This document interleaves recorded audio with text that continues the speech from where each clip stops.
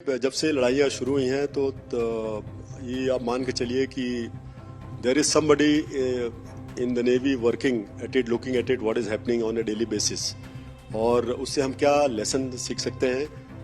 कई सारे ऐसे लेसन हैं जो हमें हमारे ऊपर भी इम्प्लीमेंट किए जा सकते हैं और हम वो कर रहे हैं। आश्चर्य है एक्चुअली यहाँ पर कि जिस देश की इकॉनमी फॉल्टरिंग है और जहाँ पर वो इंटरनेशनल ऑर्गेनाइजेशंस लोन की बात करते हैं, उनकी नौसेना कैसे इस तरह से बहुत तेजी से मॉडर्नाइजेशन की ओर बढ़ रही है। चाहे वो आप 8 सबमरीन ले लें जो चाइना दे रहा है उनको, चाहे वो कॉर्वेट्स ले लें, चाहे वो फ्रिगेट्स ले लें। गवर्नमेंट ऑफ इंडिया ने 30 year submarine building plan approve किया था और उसके तहत काम चल रहा है। जो फर्स्ट ट्रांच ऑफ सबमरीन्स थी वो P-75 थी, उसकी लास्ट सबमरीन अब ये इस साल के अंत तक डिलीवर हो जाएगी। 63 सरफेस शिप्स और सबमरीन अंडर कंस्ट्रक्शन है, चाहे वो DPSU में हो, चाहे PSU में हो, चाहे वो प्राइवेट शिपयार्ड में जैसे LNT में आपने देखा। इस वक्त दुनिया भर में जो युद्ध और तनाव के हालात हैं, इस बीच भारतीय नौसेना अपनी मारक क्षमता को लगातार बढ़ाने का काम कर रही है। आज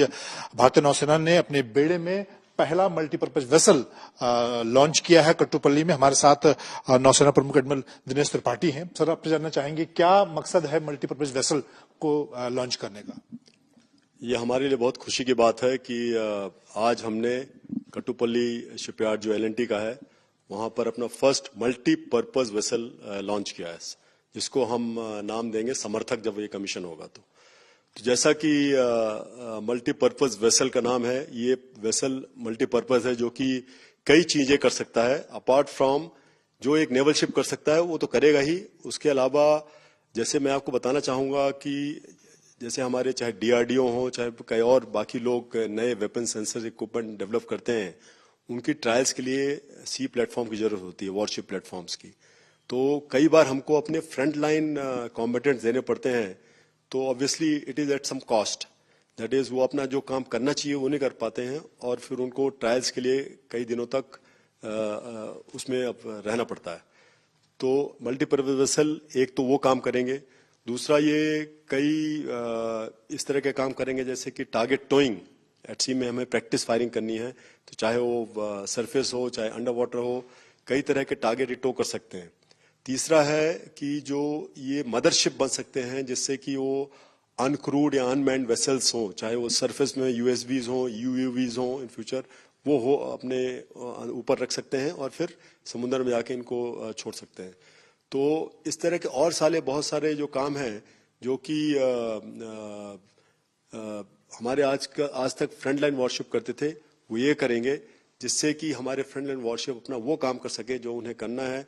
उनको वो सस्टेनेंस प्रोवाइड करेंगे, उनको रीच प्रोवाइड करेंगे, उनको फ्लेक्सिबिलिटी प्रोवाइड करेंगे नेवल ऑपरेशंस में।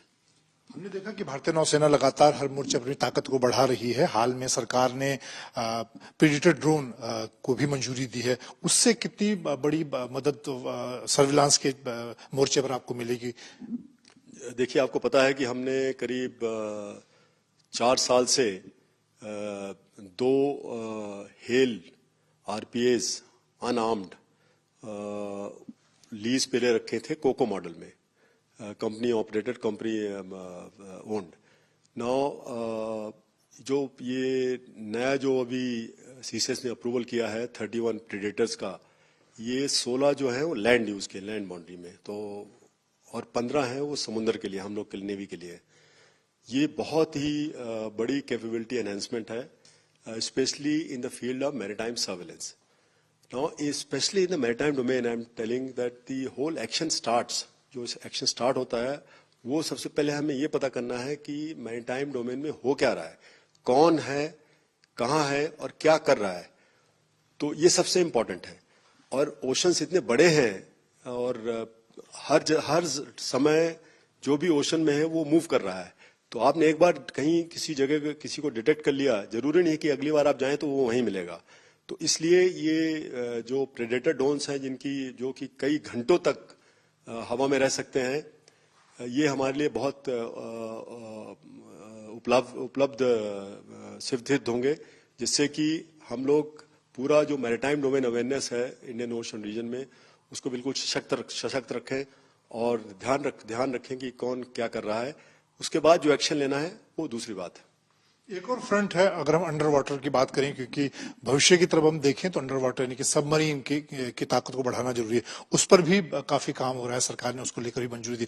उस बारे में क्या बताना चाहेंगे? बिल्कुल सही आपने बोला है कि ये 1999 में गवर्नमेंट ऑफ इंडिया ने 30 year submarine building plan approve किया था और उसके तहत काम चल रहा है। जो फर्स्ट ट्रांच ऑफ सबमरीन्स थी वो P-75 थी, उसकी लास्ट सबमरीन अब ये इस साल के अंत तक डिलीवर हो जाएगी और बाकी हमारे और प्रोजेक्ट भी चल रहे हैं अभी इस वक्त, जो कि वेरी फाइनल स्टेजेस में है, जिससे कि हमारी कैपेबिलिटी में और एनहेंसमेंट होगा। हमें इस समय और भी देखना है कि केवल मैन्ड सबमरीन्स नहीं कि और बहुत सारे जो प्लेटफॉर्म्स हैं अनमैन्ड, उनको हम किस तरह से यूज कर सकते हैं जिससे कि हमें अंडर वाटर डोमेन अवेयरनेस में सफलता मिले। अंडर वाटर डोमेन अवेयरनेस जो है कि ये बहुत ही चैलेंजिंग सब्जेक्ट है, ना कि केवल हमारे लिए बट किसी भी देश की नेवी के लिए। हाइड्रोलॉजिकल कंडीशंस डिफरेंट होती है, वहाँ पर डिटेक्शन रेंजेस कम होती हैं और आगे वाले दिनों में जैसे हमें ऐसा लगता है कि बहुत सारे अनमैन्ड प्लेटफॉर्म्स डिप्लॉय हो सकते हैं, तो उनको भी ढूंढना और उनको पता करना ये हमारे चैलेंज की बात है। और हम ये सब, चाहे वो मैन्ड हो चाहे अनमैन्ड हो, चाहे हमारी जो नेवल सबमरीन फ्लीट हो, इन तीनों पे हम अच्छी तरह से काम कर रहे हैं गवर्नमेंट के साथ मिलकर। आपका काफी फोकस मेक इन इंडिया यानी कि आत्मनिर्भरता को लेकर भी है। उस फ्रंट पे कितनी तेजी के साथ काम हो रहा है? ऐसे कौन से नए सिस्टम जो आत्मनिर्भरता के तहत देश में बनकर नौसेना को मिलेंगे? अभी हमारे देश में 63 सरफेस शिप्स और सबमरीन अंडर कंस्ट्रक्शन है, चाहे वो DPSU में हो, चाहे PSU में हो, चाहे वो प्राइवेट शिपयार्ड में जैसे L&T में आपने देखा।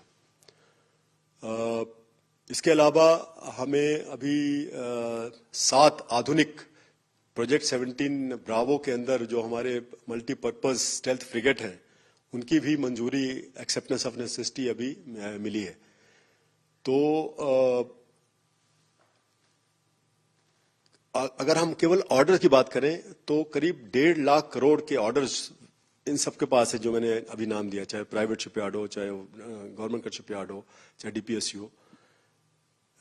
जो इकोनॉमिक सर्वे रिपोर्ट है गवर्नमेंट ऑफ इंडिया की, वो ये बताती है कि शिप बिल्डिंग में every 1 rupee spent has effect of 1.82 rupees in the environment, in the defense ecosystem, in the defense industry. तो अगर 1.5 लाख करोड़ की हम बात कर रहे हैं तो इट ट्रांसलेट्स कि 2.73 लाख करोड़ जो है वो डिफेंस इकोसिस्टम में जाएगा। तो इस तरह से जो हमारी जो शिप बिल्डिंग है, मैं अभी केवल नेवल शिप बिल्डिंग की बात कर रहा हूं, ये हमारी देश की इकोनॉमी में भी हेल्प कर रहा है और जो देश का डेवलपमेंट है, नेशनल डेवलपमेंट है, उसमें भी हेल्प कर रहा है।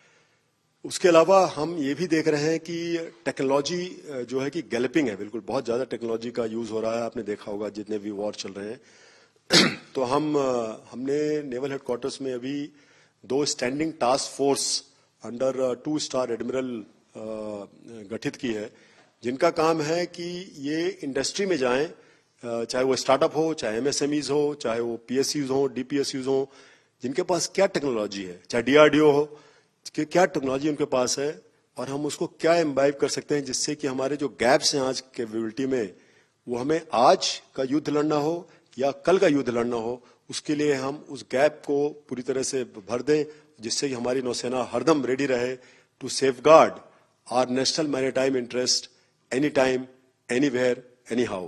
हिंदी में कहीं भी, कभी भी, कैसे भी।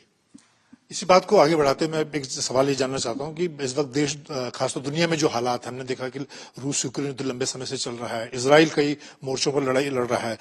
समुद्री मोर्चे पर क्या सबक आप इस एक नौसेना प्रमुख के तौर पर आप इन लड़ाइयों से लेते हैं और क्या चैलेंजेस को मानते हैं? हमने ये देखा है, हमने जब से लड़ाइयाँ शुरू हुई हैं तो ये आप मान के चलिए कि there is somebody in the navy working at it, looking at it, what is happening on a daily basis, और उससे हम क्या लेसन सीख सकते हैं। कई सारे ऐसे लेसन हैं जो हमें हमारे ऊपर भी इम्प्लीमेंट किए जा सकते हैं और हम वो कर रहे हैं। हमने देखा है कि जो नेचर ऑफ वॉरफेयर है वो तो सेंचुरीज ओल्ड है। उसका काम है, नेचर ऑफ वॉरफेयर ये होता है कि you prevail upon the adversary by way of violence, by way of attrition. तो वो जनरली वो चेंज नहीं हुआ है, लेकिन जो कैरेक्टर ऑफ वॉरफेयर है वो चेंज हो गया है। जिस तरह से हथियार यूज हो रहे हैं, जिस तरह से जो चीजें पहले हम सोच नहीं सकते थे कि ऐसा भी हो सकता है, वो सब हो रहा है। State actors, non state actors के बीच की जो दूरी है बिल्कुल ही अब बिल्कुल रही नहीं है, तो पता नहीं चलता कि क्या है।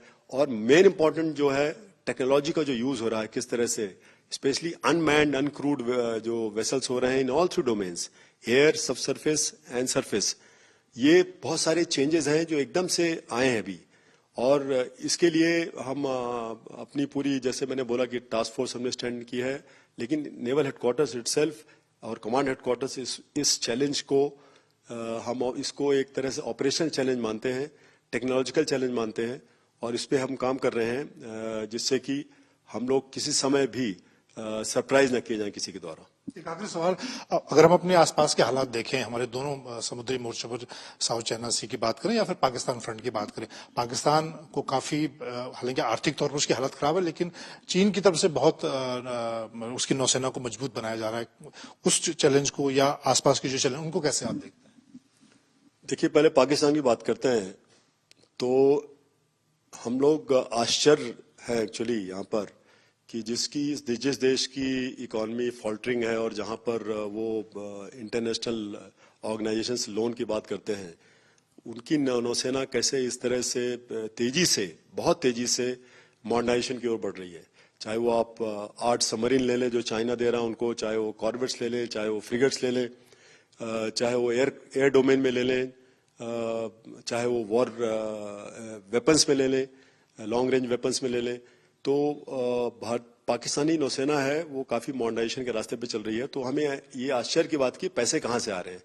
तो my guess is as good as yours. And as far as जो चाइना जो है different issue, we don't know as of now, but वो चैलेंज है। लेकिन मैं आपको आश्वस्त करना चाहता हूं कि इंडियन ओशन रीजन में अगर कोई भी एंटर करता है तो हम उसके ऊपर निगरानी रखते हैं। बहुत धन्यवाद। नौसेना प्रमुख एडमिरल दिनेश त्रिपाठी का साफ कहना है कि इस वक्त दुनिया भर के जो हालात हैं उन पर भी नौसेना बहुत बारीकी से नजर बनाए हुए है और उसके साथ ही अपनी मारक क्षमता को बढ़ाने की दिशा में लगातार काम भी कर रही है। कैमरामैन अनिल जायसवाल के साथ मंजीत नेगी।